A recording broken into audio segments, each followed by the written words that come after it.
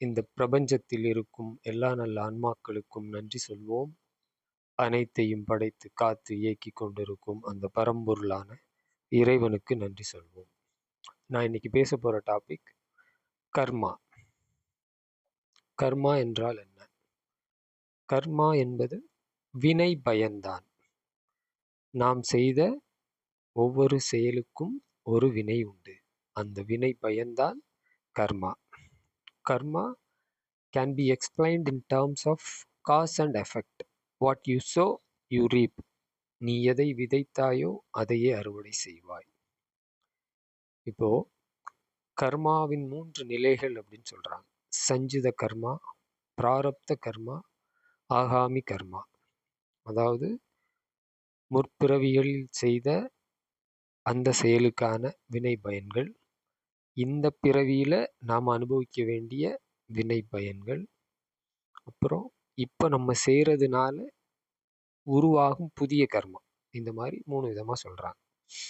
இப்போ இன்னொரு ஏதாவது ஆகாஷிக் ரெக்கார்ட்ஸ் இருக்கு. ஆகாஷிக் ரெக்கார்ட்ஸ்ல லா ஆஃப் கர்மா அப்படின்னு ஒரு 4-5 கர்மா சொல்றாங்க.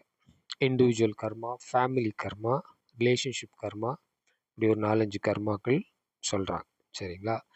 இப்போ இஸ்லாமியர்களுக்கு இந்த கர்மால நம்பிக்கை இல்லை. கர்மாவே செயல்படலன்னு நினைச்சிட்டு இருக்காங்க போல. எப்படி? ஆகாஷிக் ரெக்கார்ட்ஸ் இதை இஸ்லாம் எப்படி சொல்லுதுன்னா லா அல் மஹ்ஃபூஸ் அப்படின்னு சொல்லுது. எப்படி?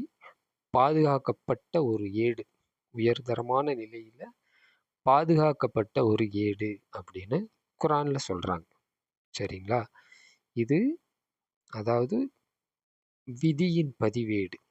அல்லாஹ் படைப்புகளின் விதியை இந்த ஏட்டில் எழுதியுள்ளான் அப்படின்னு சொல்றாங்க. இப்போ இதெல்லாம் போய் படிங்க. எப்படி? ஆகாஷிக் ரெக்கார்ட்ஸ் பற்றி நிறைய பேர் பேசிட்டு இருக்காங்க. அதை இஸ்லாமியர்கள் தெரிஞ்சு கொள்ளுங்க. கர்மாவே இல்லை அப்படின்னு நினச்சிட்டு இருக்காங்க. சரிங்களா? இப்போ நம்ம கர்மாவை பற்றி மற்றவர்களோட புரிதலையும் பார்ப்போம். அதாவது கர்மானா அது ஏதோ என்ன சொல்றது, கர்மா இருக்கு, அதை தவறாகவே பார்க்குறாங்க. அதனால அவர் அப்படி தான் இருப்பார், அவர் கஷ்டப்படுறாருன்னா அது கர்மா தான் காரணம் அப்படின்னு ஒரு முடிவுக்கு வந்துடுறாங்க.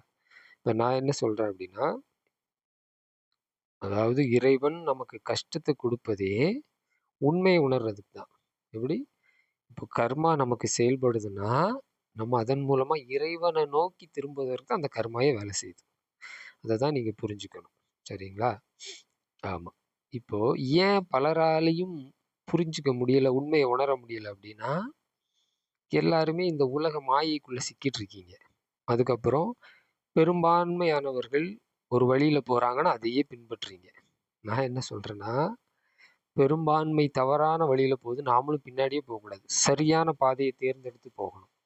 அதே மாதிரி இந்த உலக மாயைக்குள்ளே சிக்காமல் தனித்துவமாக செயல்பட கற்றுக்கொள்ளணும். அப்போ என்ன பண்ணணும்? உண்மையை உணர்ந்து, வாழ்வின் நோக்கத்தை உணர்ந்து, இறைவனை நோக்கி பயணிக்கணும். சரிங்களா? இறைவனை நெருங்கும் போது எல்லாமே மாறிடும். ஆமாம். அப்புறம் இந்த கர்மா அப்படிங்கிறதே எண்ண பதிவுகள் தான். அப்போது நம்மளுடைய என்ன சொல்கிறது, ஆள் மனசை நீங்கள் கையாள கற்றுக்கிட்டீங்கன்னா இந்த பதிவுகளை மாற்றும்போது எல்லாமே மாறிடும்.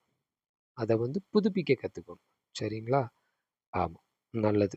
இன்னொரு கர்மா பாசிட்டிவா நெகட்டிவா அப்படின்னு நம்ம நண்பர் ஒரு கேள்வி கேட்டாங்க. இதை பற்றி இன்னொரு காணொலியில் பேசுவோம். நன்றி.